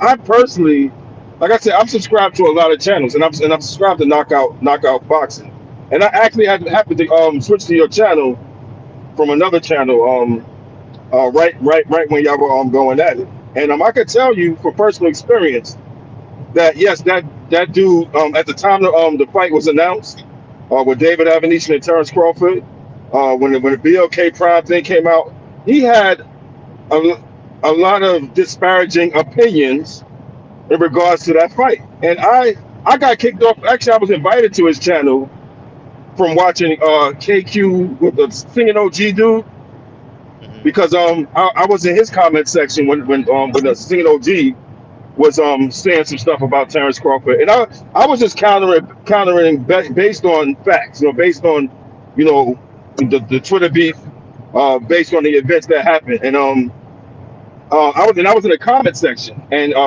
Knockout was a special guest. I guess he's a constant special guest on Sundays or something like that. So he invited me to his channel. I went to his channel, subscribe. I got kicked out in the comment section. Not even on the live. I got kicked out in the comment section from countering his opinion and whatnot. I believe, yeah, Fred did generalize, but what he did was he said, if you are doing these things, you know what I'm saying? I'm calling you out if you are doing these things. That's a total difference than Fred labeling him. I disagree with a lot of what Fred said as well. You know what I'm saying? And I disagree with a lot on at the time the fight was announced. I told you that blue. You back? I hate you back. I hate you back. Yeah, I was kicked off. I was kicked off with BlueBlood channel, but I still watch it and whatnot because I learned a lot from he talked about history of boxing. I learned a lot from his opinions. You don't learn much from people that you 100% agree with. You know what I'm saying? You gotta learn. You got have some pleasurable discourse and whatnot. You know what I'm saying? In your life and whatnot. Talk to people that may disagree with you, and it helps shape and molds what you think. But as soon as that fight was announced, and I already knew BlueBlood was down with BLKPrime from back in early in the year, I went straight to blackprime.com and subscribed and bought the fight. You know what I mean?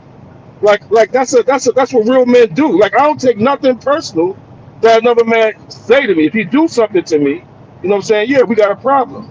You know what I mean? But I'm also from the days of, you know, we could fight today, and then later on we could have a beer. You know what I mean? Like that's where I'm from. You know what I'm saying? That's part of Brooklyn I'm from. You know what I'm saying? Like we wasn't holding grudges back then. There wasn't no beefs like that that's gonna last forever, and then, you know, I'm gonna shoot up your mom's crib and stuff like that. But that's the way that this stuff is going. Like these guys actually, in my opinion, sound like they hate Terrence Crawford. You know what I mean? Like they hate everything he do. He comes out with, and he did mad interviews up until the fight, and they would ignore anything positive he said and go straight to the one or two things that they disagree with, and make a whole show about it. And then you look at their list of videos for the last 10 days, at least 7 out of 10 of the videos are about Terrence Crawford. Like, do you know what that does? You know what I'm saying? To the I ain't gonna say to the popularity, but you know what I'm saying, with these zombies out here, you actually shaping and molding people's minds, you know what I mean, to dislike this person. You know what I mean? And that's why people, you know, you run up to this person in public, and you fresh off of watching these videos, and you believe in these videos. You know what I mean? You might get your shit pushed back. You know what I mean? So what I was getting to earlier about the algorithm, the algorithm is a tool. You know what I'm saying? We control the algorithm.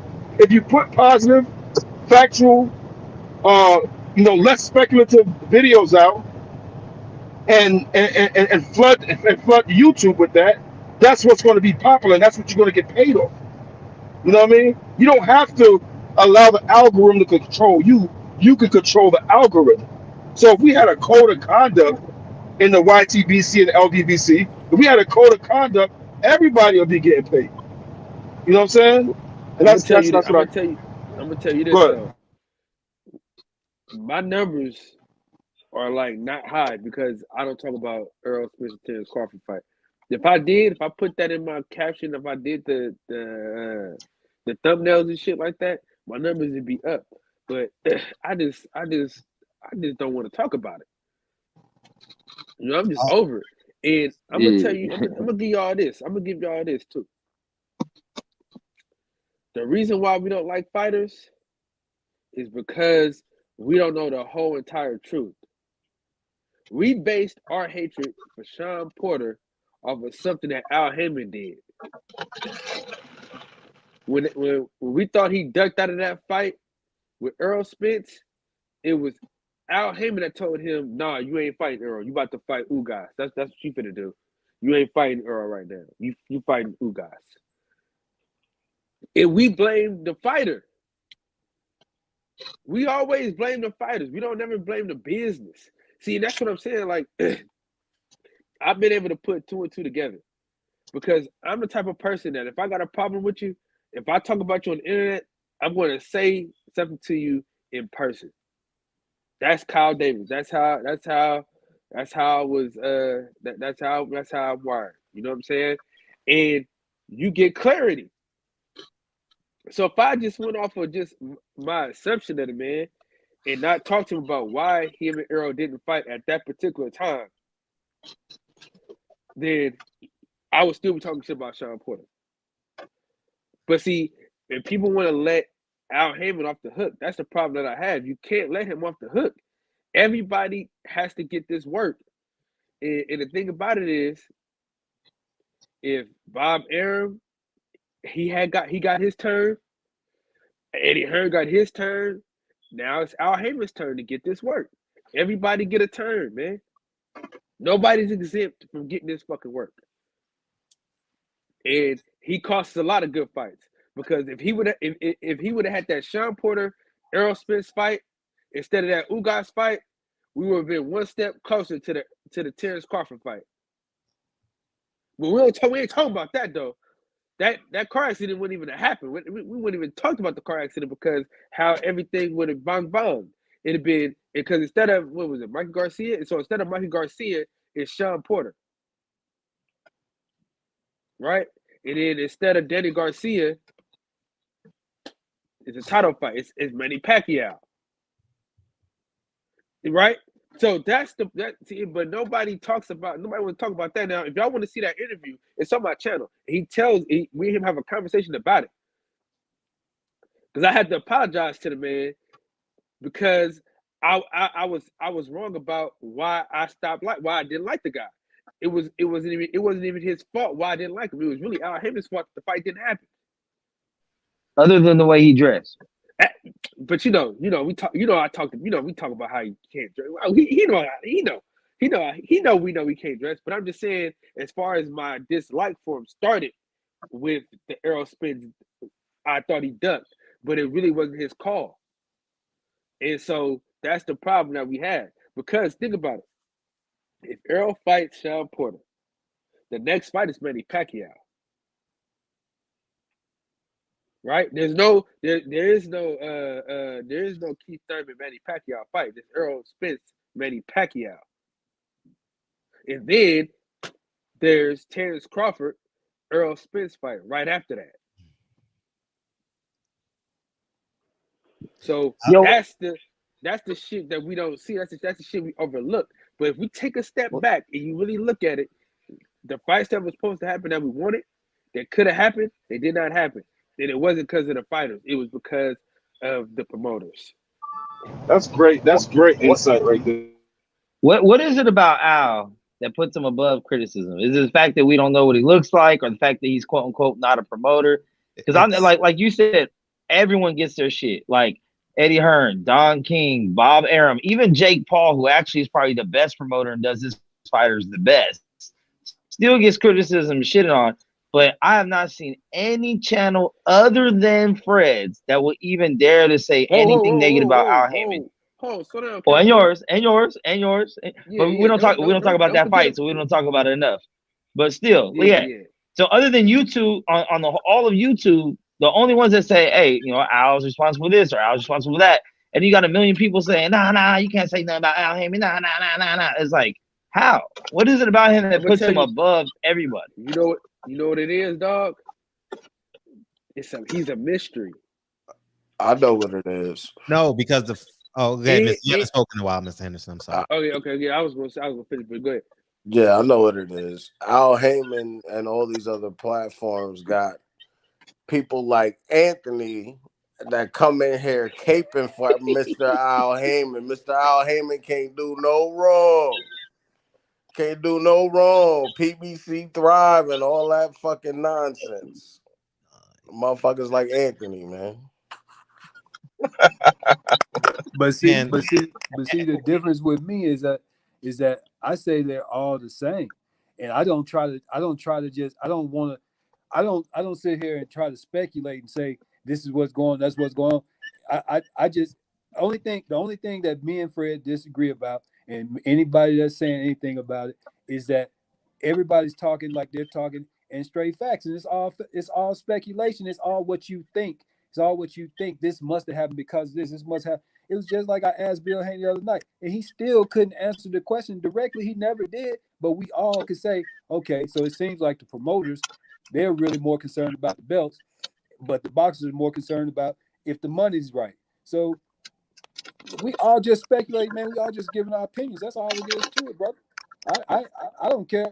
I don't care about it at all. I just come on to really talk about. Let's talk about some boxing. Let's talk about the fights we like to see. Who you think will win? I listen to those type of shows.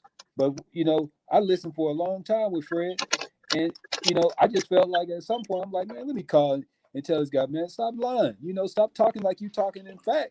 Like you sat there and spoke with them and got the interview, and they told you, yeah, this happened, that happened. And if you do, then put the source out there. Say it. Other than that, everybody's just gonna feel like you just talking. But you can't shit. put every source See, out. I'm not. No, we ain't got to do it. How about he's just talking. I only use the primary documents. I come in, I use the fighters' quotes, and y'all discredit them, but y'all have every right to discredit them. But if 10 fighters come out here and say Al Heyman ain't getting me fights, or they say I need to be more active, that's basically saying Al Heyman's not giving me the fights. But at the end of the day, you have the right to believe what you want to believe, man. Yeah, because I know that everybody can't make it. But Everybody can't make I think people forget your background, Fred. They act like you just woke up one day, got a laptop, and started doing YouTube stuff. Right, Like you know what I'm Fred saying? They ain't forget you was around. actually in the game with credentials, With journalism, all this credentials, shit, bro. small Like beard, he ain't us. He didn't just wake up and smaller start a waist. YouTube channel, bro. Like, You know what yo, I'm Fred saying? been around. So maybe he does know some shit that you don't know, or maybe he does know how the business goes that you don't, and he just can't give out the info. Yo, Anthony, But he how long knows you what the been? fuck he's talking about. How long you been following Fred?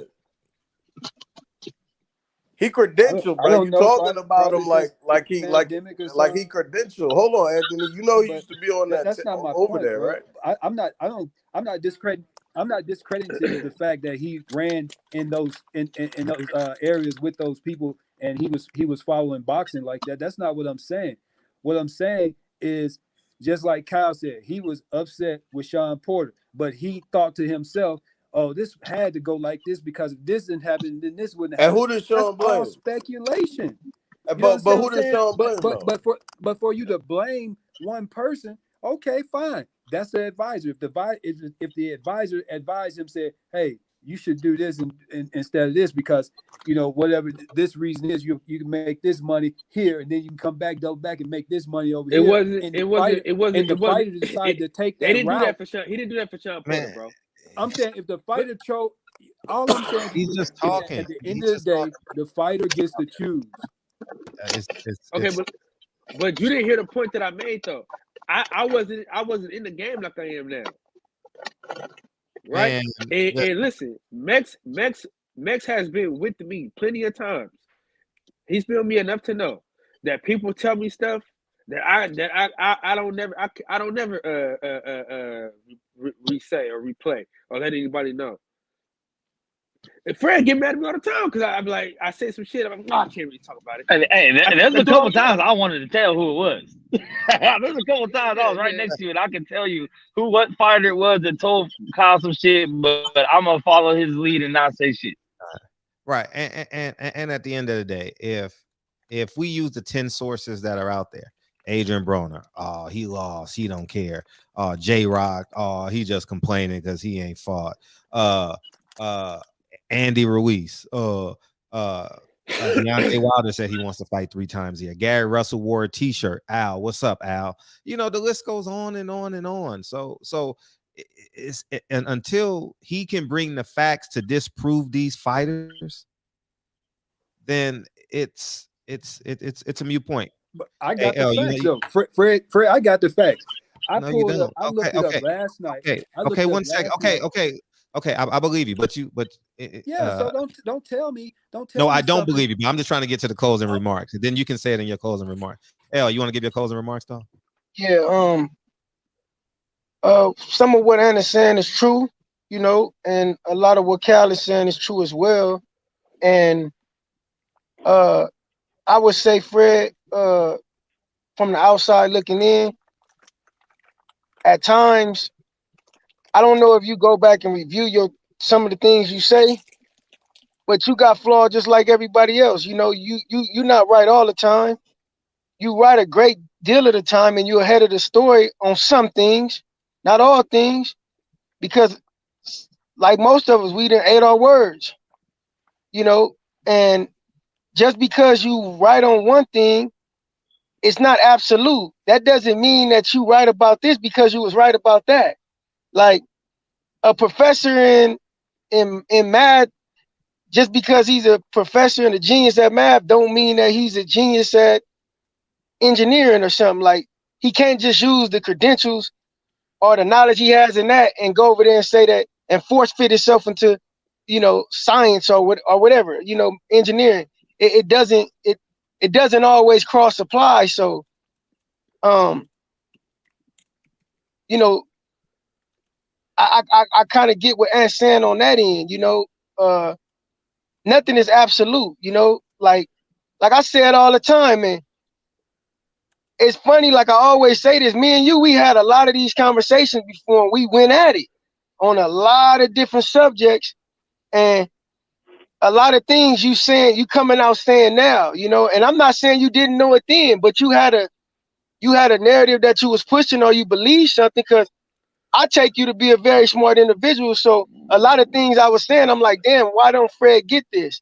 But as I learned more about your character, I'm like, this nigga a prideful nigga. He a rich, prideful nigga, and he earned that. You earned that to a degree. But that just because you rich and you prideful don't mean you right all the time. You get what I'm saying? A lot of things you've been ahead of the curve on. I give you credit on that, But Al is not all as bad as you make him. I understand that there's a personal rift there because of what happened between you and PBC. But despite that, the man do got some good about him. But like Ann said, if you just call it like it is, they all the same, man. They operated in the same field. Like, if you got a football player, like everybody good. Every bench player was a star, just like in basketball. Every bench player was a star at a high school or a college somewhere. Yeah, you got your couple of, standouts, but they all in the same game. They all can give you 50 if you let them loose. It's the same thing with the boxing promoters. They all the same, man. When everybody thought Al was this and this and that, and now look what happened. Well, the times is catching up to him.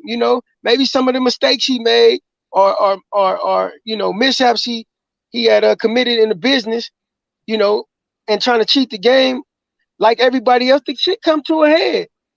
I feel like this. A lot you say about him is correct again, but a lot is wrong. But I can say this for sure. He going through a rocky stage right now, but I believe the brother gonna pick it back up. Just like they all have. They all gonna pick it back up. But other than that, man, I'm for progression, man, and positivity. So, I'm a peacemaker, man. Hopefully that, these quarrels and these disagreements that this YouTube community is having, man, motherfuckers need to let that shit go, squash that shit, man, be men in every meaning of the word, every form and fashion to the highest capacity, man, and value. But I appreciate the panel, man. Thank you, Fred. Keep doing what you're doing, man. The good work, at least. Jerry, you want to give your final word? Yeah, I don't want to raise the temperature too much, but raise it. As long as it's your closing remarks. I don't give a fuck. Say what you want to say. Black Prime, I'm going to be interested to see if they sign any white fighters moving forward or any European fighters. And I wonder if I started a promotional company and called it White Prime, would that be okay? I don't like that. I don't like segregation. I learned from the 60s that segregation doesn't work. And it doesn't work one way, and it doesn't work the other way. So it's an acronym. It's an acronym, Jerry. It's not Black Prime. It's an acronym. And what does the acronym stand for? I don't know. Right, because but it's not called. But it's not. It's not called Black Prime, though. I don't. Matter of fact, yeah. Oh. Yeah, everybody calls it Black Prime. That's what I've heard that it is.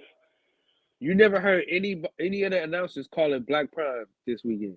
I've heard BlueBlood call it Black Prime. So there's that. So with that being my understanding, and if it's not, I'll take it back. But I don't like that sort of shit, man. And I don't like it. I wouldn't like it a white prime. It's segregation in a modern era, and we don't need that. So I'm going to be watching to see what happens there, because I just don't like that part of it. And I didn't buy the fight, but it really wasn't because of that. It was because, and Terrence Bud Crawford is my top guy, one of them. I just decided after the last Tank Davis Romero fight that I'm not buying pay-per-view fights that aren't pay-per-view worthy. I'm not in the business of really supporting promoters. I'll support fighters, and that's what made me hesitant. And if ESPN didn't have a card, I probably would have broke down and bought it because I like Bud, even though I knew he was going to whoop that guy's ass. And that's where I'm at with it. I don't want to usher in the, you can see the writing on the wall that it's coming to a point where anytime a fighter fights, regardless of the opponent, we're going to have to pay $40. And now it's 40 this year. Next year it's 50. And you know, I just can't get behind that. I don't mind paying if it's a marquee matchup, and I don't have a fire stick to stream the fights and get it illegally. And I wouldn't even do that because I want to support the fighters, but I want to support them in marquee matchups, not in fights where they're favored, you know, 20-1. I wouldn't do that for Canelo Alvarez. If he fights Ryder when he comes back, I'm not buying it. And I'm a Canelo fan, but I'm not doing it. And we got to be careful about buying stuff like that, man, because once people get on to doing that, then that's what it's going to be. But anyway, good show tonight, fellas.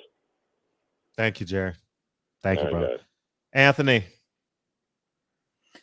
Yeah, I just looked at it. Black is owned by some investment group called EFC Investment Group, some investment group out of Silicon Valley. And it was started by two childhood friends, one Rod Johnson and another one named Pernell Caesar. So, but anyway, Jerry said something interesting, and it was about purchasing the fights on Black Prime. Now, Fred kicks against PBC putting cards up that he feels like are not pay-per-view worthy, and he says he wouldn't buy them. He's not going to buy them. He even promotes not to buy the fights. So if those guys chose not to buy it because Bud, it wasn't pay-per-view worthy to them, Bud was fighting Avenesian, and they didn't agree with it. That's up to them. That's their prerogative, bro. But anyway, last night Fred said none of these, PBC, they didn't have anybody fighting more than once a year. Tank Davis, he fought twice within 12 months, and within 13 months, he's gonna fight 3 times. Okay. Where you see that at? I looked it up last night. He fought December 21, he fought May 22, and then he's about to fight January 23. That's not the same year though. Bro, he said 12 months. 12 months is 12 months. Cut it out. You know That's what I'm fine. saying? Jamel Charlo, he fought July 21. He fought again May 22. That's within a 12-month period. You got David Benavidez did the same thing. He fought May 22. He fought November 21. You got Fundora. He fought twice this year. You got Frank Martin. He fought twice. Rivera fought twice. Hector Garcia fought twice. You got Plant. He done fought twice. Even Deontay Wilder, who he said hadn't fought in all this time, he fought twice within 12 months. So I'm just saying, you want to talk about these facts, but you on here kicking your own narrative, just like those guys are kicking their own narrative. What I'm saying to you, brother, is you doing the same thing. It's cool. I come on the show. I like it. It's good. We have good discord, whatnot. You know what I'm saying? But you don't always have the facts. You ain't always right. And I'm still waiting for you to be right about the stuff that you've been saying. That's all I got. Appreciate you, Anthony. Champion Hart. You still there, champ? You're muted, bro. What's up, brother? Can you hear me? Yeah, very well. Okay. Man,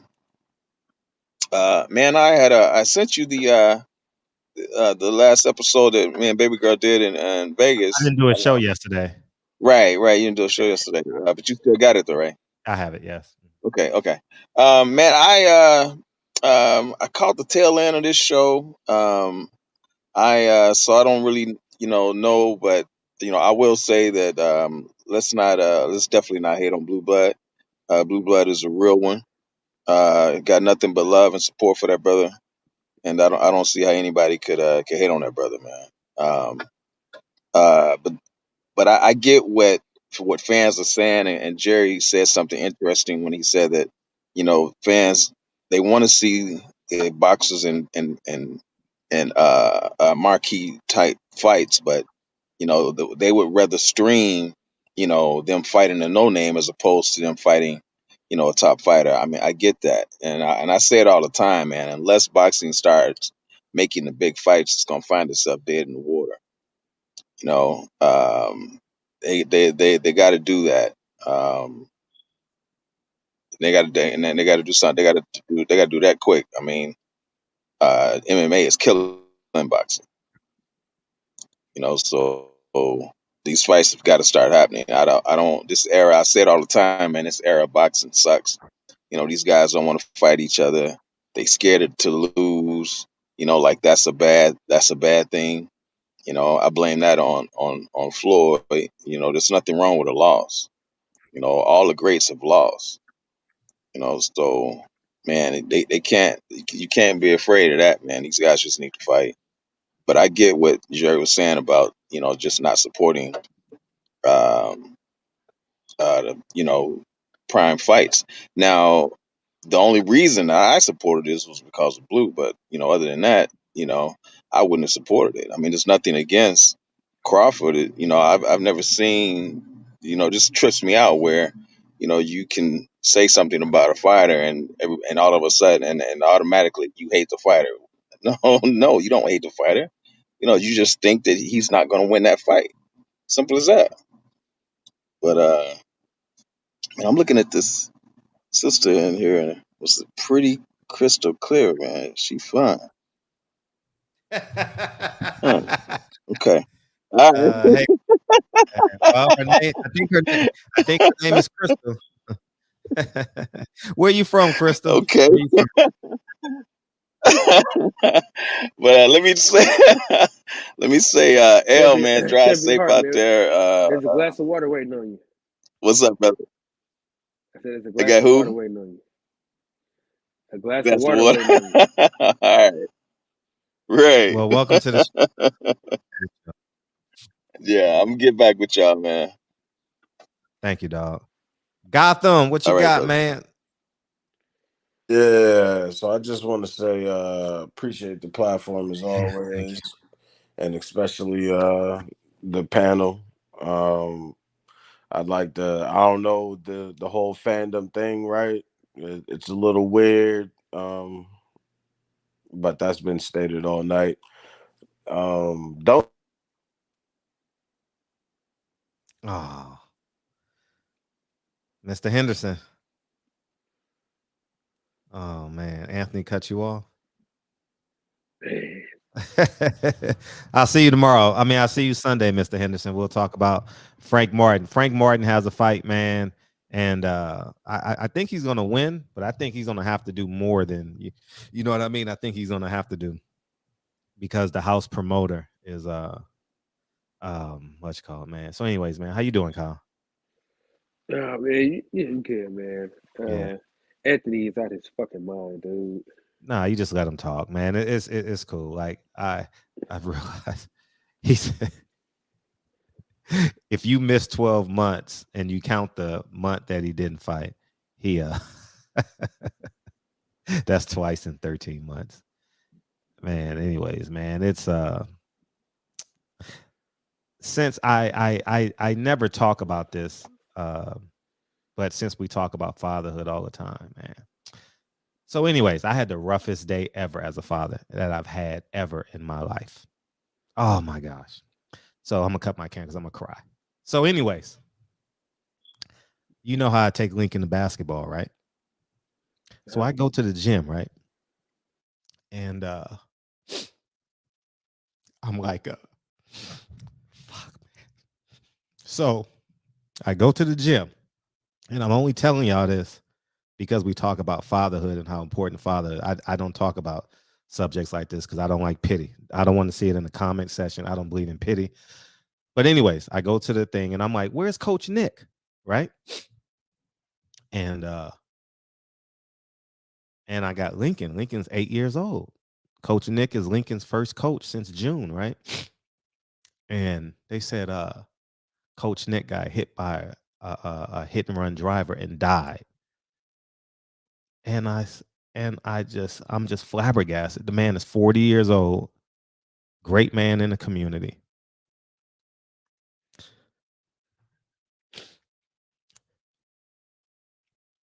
And I got to tell my 8-year-old son,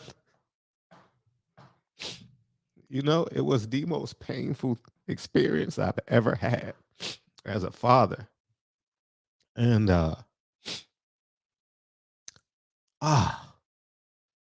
imagine telling your son,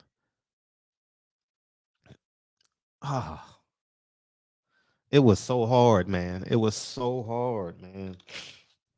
And I just it's important being a father, man. It's important being in your child's life. And I can't imagine a mother taking their child to a basketball practice and the coach is gone. He's in shape like me, taller, played at Ohio State, a husband, got 2 kids. He was walking his dog Sunday night, and a hit and run driver just took his life. Can you believe that, Kyle? Man, dude, that's Yeah. Oh my gosh. And man, I had to tell Lincoln that, man, and it broke Lincoln, man. Like he couldn't fathom it. You know? He didn't understand. I mean, he understands it, but and my pain is like for Lincoln, like, damn.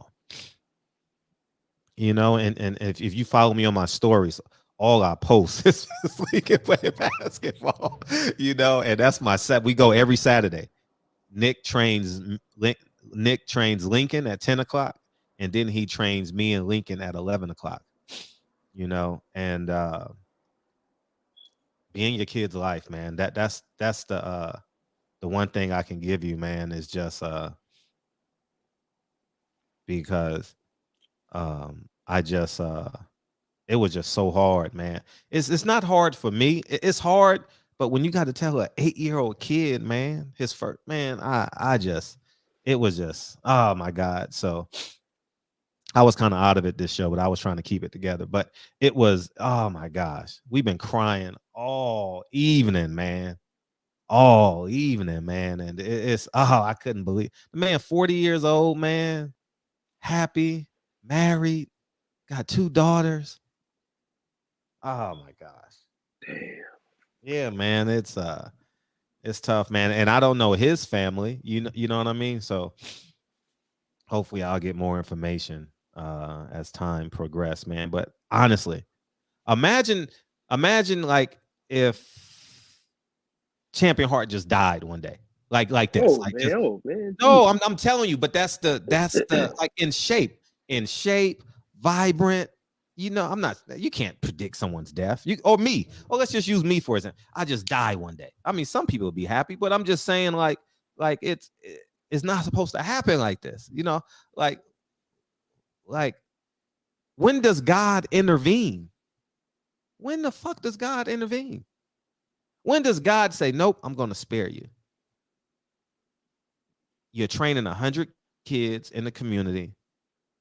You're an asset to the community. You got a wife. You got 2 daughters. No, that car is not going to hit you. I don't get it, man. I don't understand. I'm sitting there like, and Lincoln, so, oh my gosh. I'm glad he's unflappable, you know, to some degree. Like he just hit it and keep on ticking. But it's just insane, dog. Like man, when I say this was the roughest day I've ever had, oh my God, like the roughest day I've ever had as a parent. And I've had a handful of deaths since I've had Lincoln, and this was way over the top because it's all of a sudden, you know, and then he's involved. He's yeah, hey man, he's involved in your kid's life, man, and Lincoln adores him, and those 30 kids that was in his class, man. He had 30 kids in his class, man. What we gonna do with them 30 kids? You know what we gonna do with those 30 kids, man? Those parents come every Saturday, and oh my gosh, it had to be there. Oh man. Anyways, man, y'all have a great weekend, man. And it was just wow. What a fucking 40 years old, man. 40 years old, man. Walking his dog. walking his dog on a Sunday evening. Go ahead, Kyle. Man, that's just sad as a motherfucker, man. Yeah, it's awful. It's awful. It's awful. It's all fucking awful. It's fucking awful, man. We're gonna play this song, get out of here, man. It's awful, man. And not like this, man. We post, and the funny thing is, I went to him Saturday. So what I've been doing in the past like 2 months is I've been 2 months somewhere in there.